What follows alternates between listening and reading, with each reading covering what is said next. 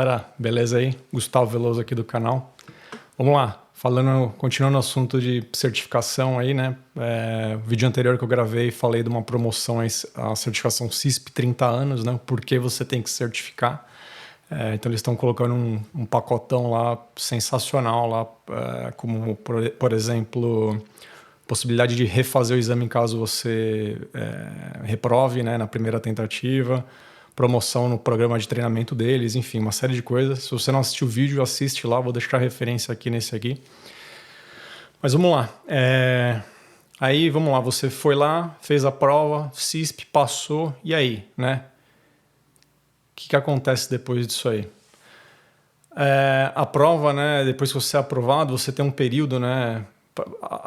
A ISC, né, que é o órgão, né, o corpo aí que certifica, né, esse exame, para meio que, né, colocar, né, meio que forçar o profissional, né, a se manter atualizado na área e tudo mais, você tem que seguir um programa de obtenção de créditos, tá? Deixa eu abrir aqui. Vamos lá, falando de CISP, né, então CISP aqui, esse cara aqui, você tem um período, né, durante os próximos 3 anos, então se você certificou, vamos dizer, hoje é dia 26 de setembro, né, de 2024. Você certificou hoje começa a tua janela de obtenção de crédito durante os próximos 3 anos, tá? Para garantir que você está se mantendo atualizado, você está buscando conhecimentos aí para manter a tua certificação em dia, em ordem. Então, o que acontece? Você tem, num período de 3 anos, você precisa obter um total de 120 créditos, tá? Ele sugere, né? A ISC sugere que a cada ano, né? Ou seja, basicamente está dividindo por 3, você minimamente obtenha 40 créditos, uma média de 40 créditos por ano, para que ao longo do final do teu terceiro ano, então, terceiro ano contando a partir da data da tua certificação. Então, se você se certificou hoje, dia 26 de setembro de 2024, no dia ali 25 de setembro de 2027, vai colocar um dia antes, você tem que ter submetido os 120 créditos aqui, tá? Para você poder renovar, né, a tua certificação, né? Ou seja, você manter o status aí de CISSP, CISP aí. Então, né, esses 120 créditos, eles podem ser adquiridos de diversas formas, né? Então ele coloca aqui grupo A e B, enfim, tem uma série de alternativas ali.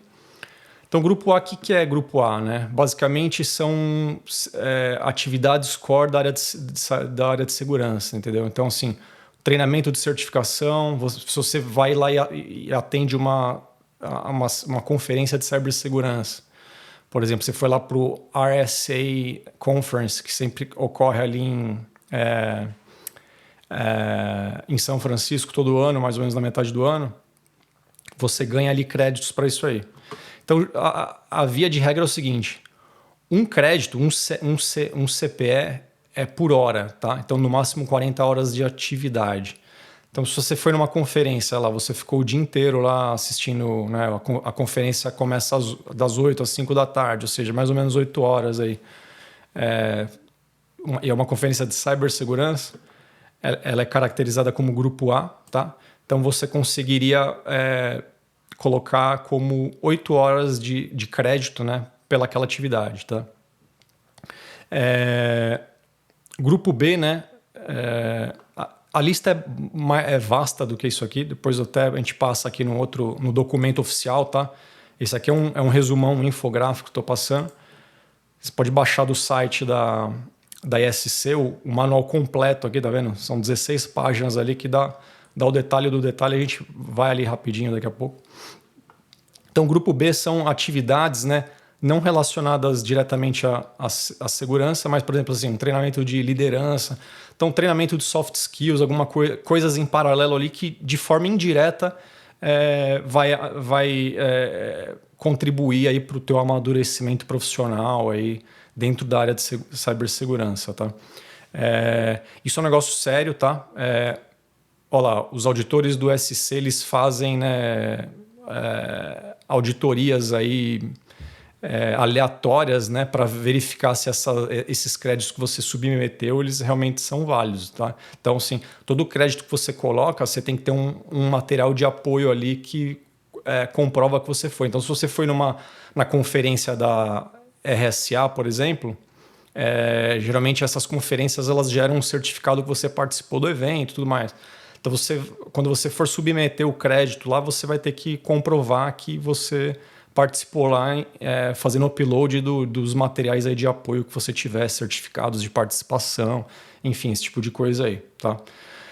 Aí, detalhes, né? Você tem caso você não consiga fechar dentro daquele período dos 3 anos, você tem ainda um período adicional de 90 dias para submeter qualquer outro crédito ali que você não enviou, tá? Se você perder esse período aí, sua membership ela vai ser suspensa, tá?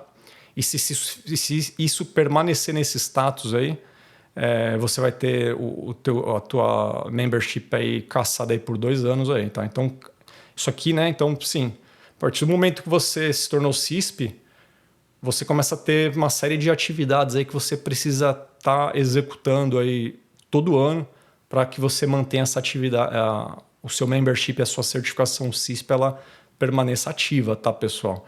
Então não é só lá certificar e, ok, não vou olhar para isso nunca mais. Eu estou sempre estudando, fazendo isso, fazendo aquilo. Você precisa traduzir isso que você está fazendo na tua profissão. As outras certificações, por exemplo, que você está tirando, isso vale também como créditos, né, dentro da CISP. Então você tirou uma certificação de cibersegurança da Microsoft, isso vale como crédito.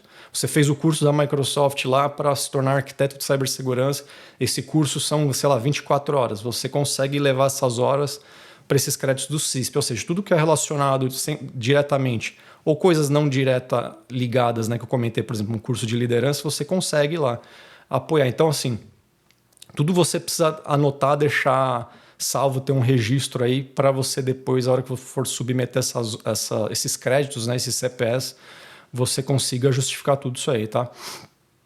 Então, né, grupo B que eu já comentei, né, então, assim, conteúdos relacionados à profissão, né, então, por exemplo, se você é um cara que você faz um blog, por exemplo, esse trabalho que eu estou fazendo aqui, estou publicando um conteúdo relacionado à cibersegurança para vocês no canal. Isso aqui pode ser caracterizado como uma atividade de grupo A. Quando eu for submeter o crédito, por exemplo, de parar, analisar, estudar esse conteúdo que eu estou fazendo aqui, mais todo o tempo que eu estou gastando mais ou menos aqui, eu consigo mais ou menos, né, dentro de um bom senso, obviamente, colocar isso aqui dentro de créditos de CPE e submeter. Então, produzir esse conteúdo aqui para vocês aqui me ajuda a manter minha certificação CISP ativa. Então, olha só alguns exemplos, né? Escrever, pesquisa, livros, olha lá, preparando webcasts, algo mais ou menos que eu estou fazendo aqui, desenvolvimento de exame, atividades de voluntariado, isso relacionado à cibersegurança, tá, pessoal? E tudo isso é válido, tá? O grupo B, né, aquilo que eu já comentei, né, outras atividades ali não diretamente relacionadas à cibersegurança, tá? Você consegue também submeter através de... Você já trabalha na área, está trabalhando num projeto super top, inovador na parte de cibersegurança. Você consegue, né, elencar horas, no máximo 10, tá? Por projeto, como CPE, então você consegue também, então tua atividade diária ali relacionada do teu trabalho, você consegue também colocar como créditos para tua certificação, tá? Se você trabalha diretamente na área, você consegue.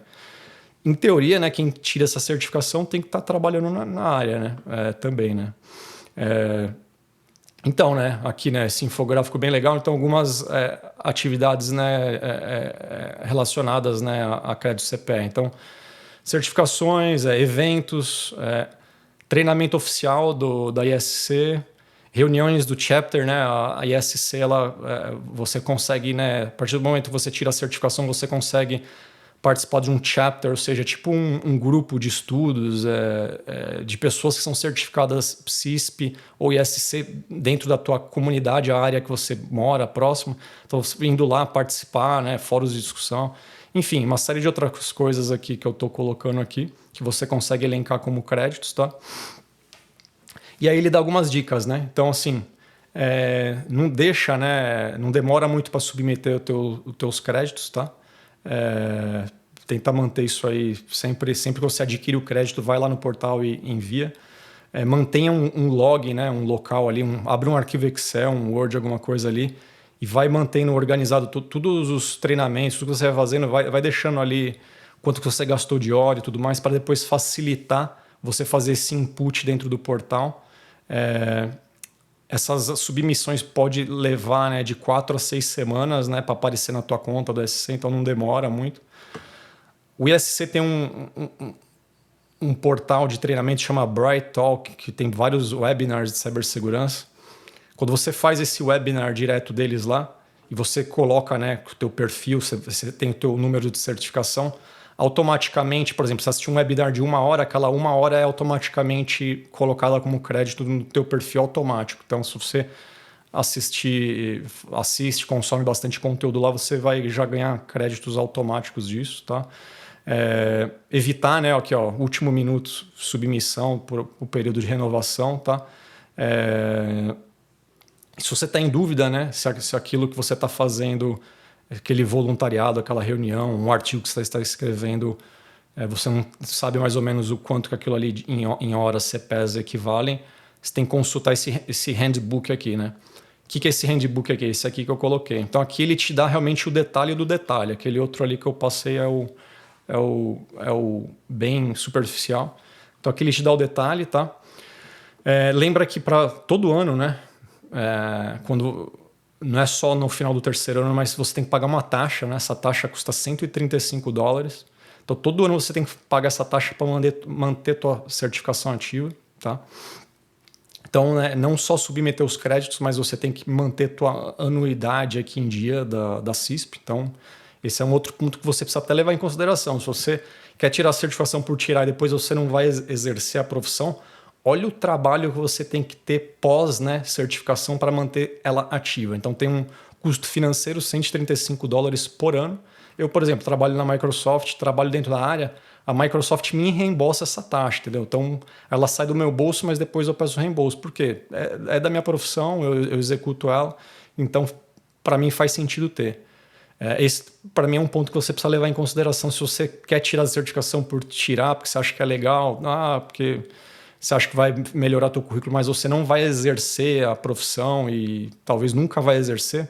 Eu acho que vale repensar todo esse trabalho pós-certificação que ela exige, tá?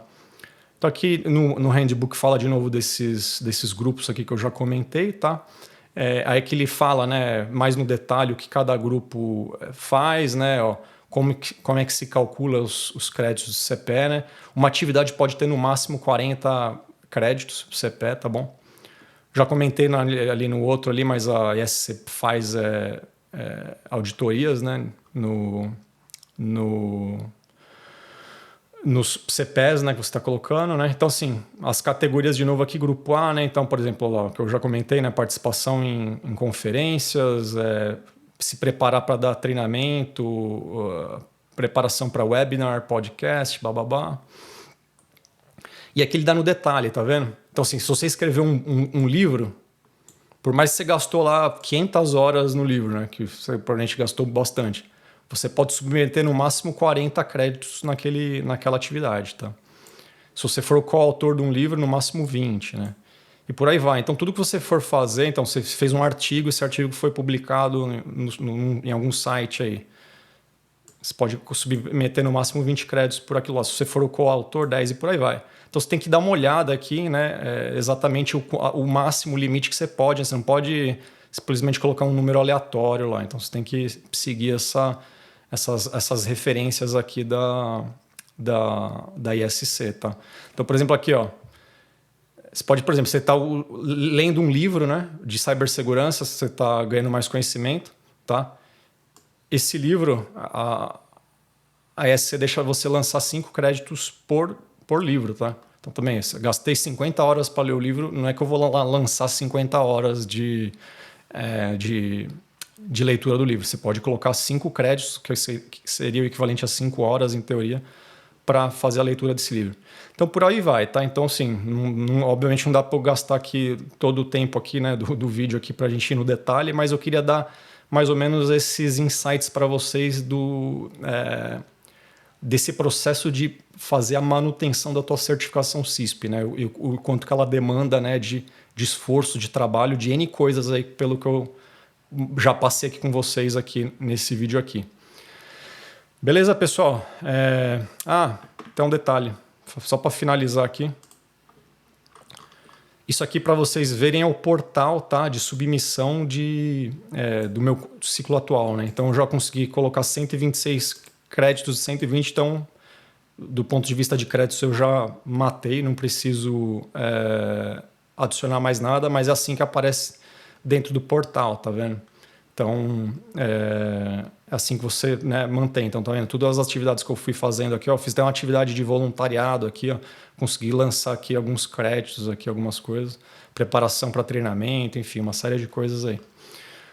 Beleza, pessoal?